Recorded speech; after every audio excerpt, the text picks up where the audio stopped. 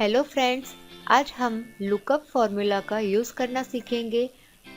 Lookup formula का use करके आप एक्सेल की शीट में से किसी बड़े डेटाबेस में से एक पर्टिकुलर वैल्यू सर्च कर सकते हैं। इस शीट के ऊपर हमारे पास एक टेबल ली है जिसमें ए वाली कॉलम में कुछ नेम्स है, बी वाली कॉलम में सैलरी दी गई है और सी वाली कॉलम में सिटी ली गई है। अब लुकअप फॉर्मूला का यूज़ करने से पहले हम हमारा डेटा जो है उसे असेंडिंग या फिर डिसेंडिंग ऑर्डर में अरेंज करेंगे। उसके लिए हमें सबसे पहले हमारे पूरे डेटाबेस को सिलेक्ट करेंगे।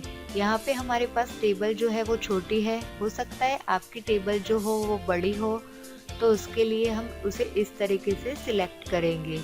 A2 वाली सेल पर जाएंगे, क्लिक करेंगे और शिफ्ट की के साथ हमारी टेबल जहाँ पे ख़त्म होती है वहाँ तक सिलेक्ट करेंगे। तो आप देख सकते हैं यहाँ पे पूरा टेबल जो है वो सिलेक्ट हो गया है।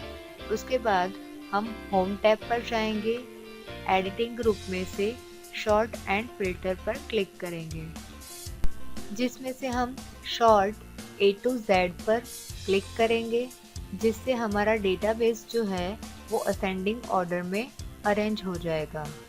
उसके बाद हमने यहाँ पे जो हेडिंग्स ली है उसे हम कॉपी करेंगे और किसी और सेल में इसे हम पेस्ट कर देंगे।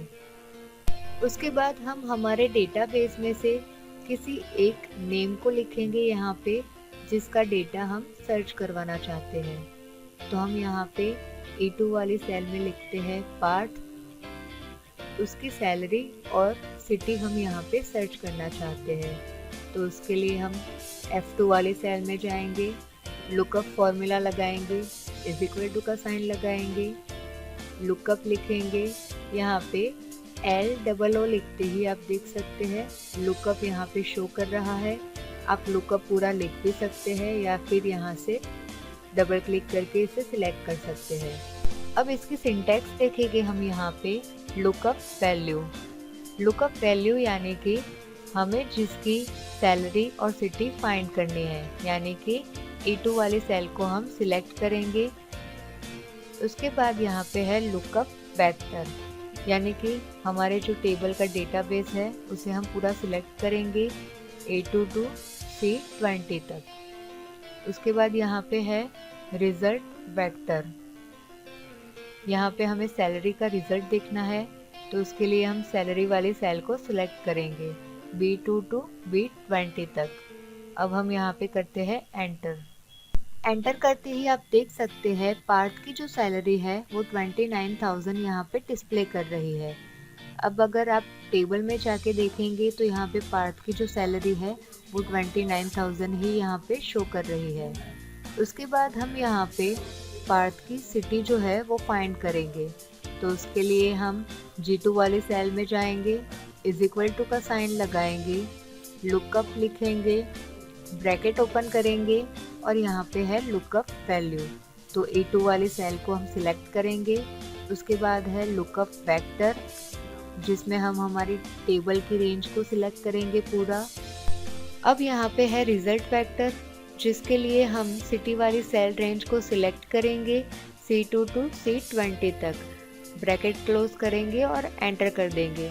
एंटर करने के बाद आप देखेंगे यहाँ पे टेबल में पार्थ की जो सिटी है वो मुंबई है, जो कि यहाँ पे डिस्प्ले कर रही है G2 वाली सेल में। अब हम किसी और नेम के डेटाबेस को फाइंड करना चाहते हैं, तो हम उसके लिए वापस से फॉर्मूला नहीं लगाएंगे, A2 वाली सेल में जाएंगे, जहाँ पे पार्थ लिखा है उसे रिमूव कर देंगे और वो नेम सर्च करवाएंगे जो कि हम सर्च करना चाहते हैं। हम लिखेंगे यहाँ पे दिनेश। दिनेश लिखते ही आप देख सकते हैं यहाँ पे उसकी जो सैलरी और सिटी है वो यहाँ पे डिस्प्ले कर रही है। उसी तरह से अब हम सर्च करना चाहते हैं रितु, तो आप रितु लिखेंगे तो आप देख सकते हैं उसकी सैलरी और सिटी जो है यहाँ पे डिस्प्ले कर रही है। हमारा टेबल चाहे वर्टिकल हो या फिर हॉरिजॉन्टल हो, आप लुकअप फॉर्मूला का यूज़ करके हमारे डेटाबेस में से किसी भी पर्टिकुलर वैल्यू को सर्च कर सकते हैं।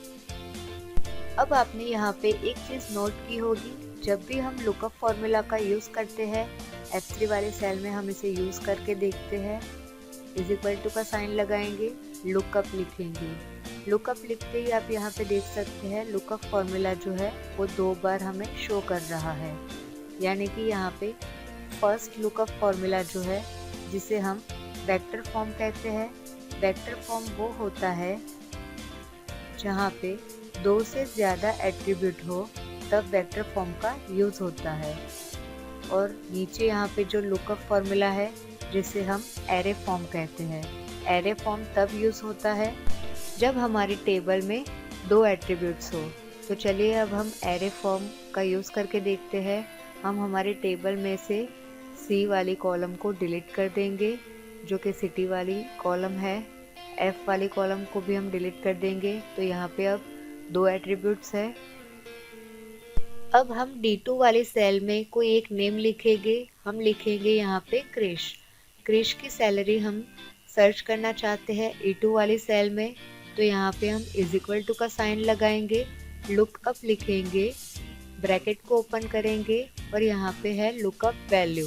तो हम यहाँ से D2 वाली सेल को सिलेक्ट करेंगे, कॉमा लगाएंगे और यहाँ पे एरे लिखा हुआ है, यानी कि हम हमारी टेबल की जो रेंज है उसे पूरा सिलेक्ट करेंगे। ब्रैकेट क्लोज करके अब हम एंटर करते हैं।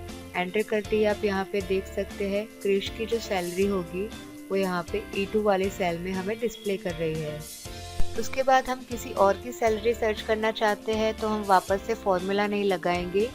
D2 वाली सेल में नेम लिखेंगे। सपोज हम यहाँ पे लिखते हैं भास्कर। तो यहाँ पे देख सकते हैं E2 वाली सेल में भास्कर की जो सैलरी होगी वो हमें डिस्प्ले कर देगी।